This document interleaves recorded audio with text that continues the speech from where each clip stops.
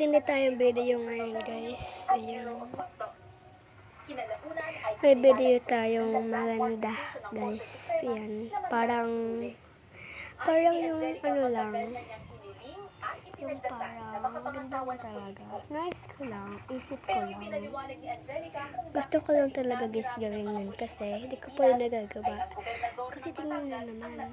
Ang dami kong ginagawa sa YouTube ko. Hindi ko yan nagagawa. Kaya gagawin ko ngayon. Yun.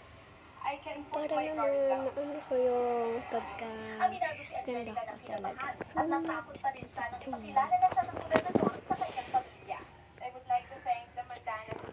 For welcoming me with open arms.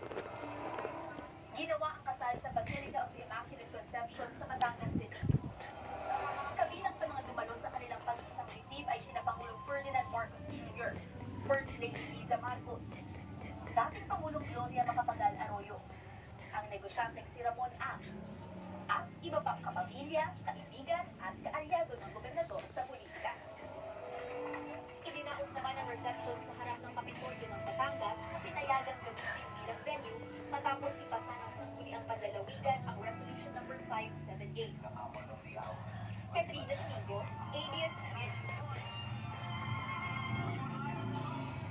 Mapapanood ang buong panayam kina Governor Mandanas at Attorney Chua sa news.abs-cbn.com. Isang pang pinatunayan ng kapatid. AIDS is difficult. Pangalawang beses ko naman Okay, wait. Ipagirit ko.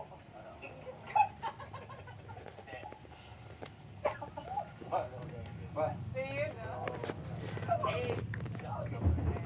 Sana all. Congratulations. Congrats.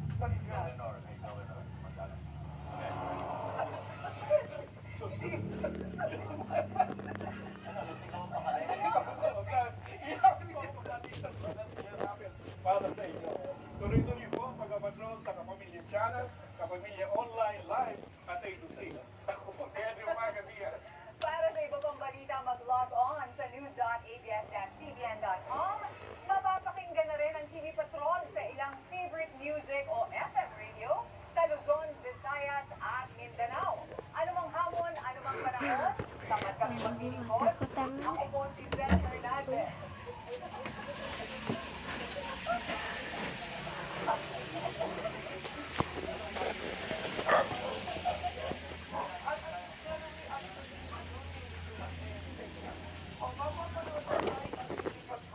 At ang replay ng iba pang paborito niyong palabas sa iPhoneTFC.com.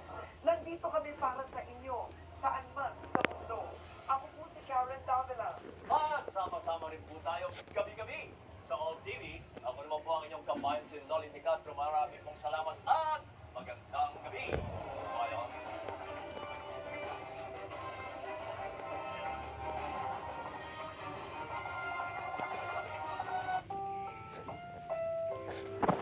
Ang programang ito ay rated SPG. Striktong Ganda ba yung outfit ko? Ganda ba yung outfit ko, guys?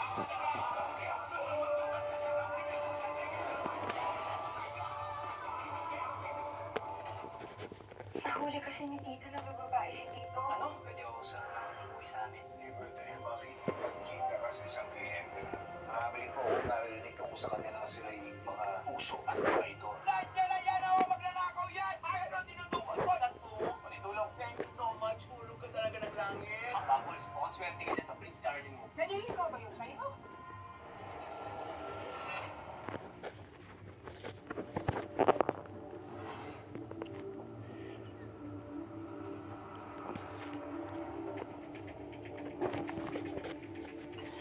So, mga guys, susunod Nandito na. na ang aking mga bisita, ang mga Montenegro. Ididiretso na natin yung sinabi natin sa isa't isa na challenge ni Ate Tata na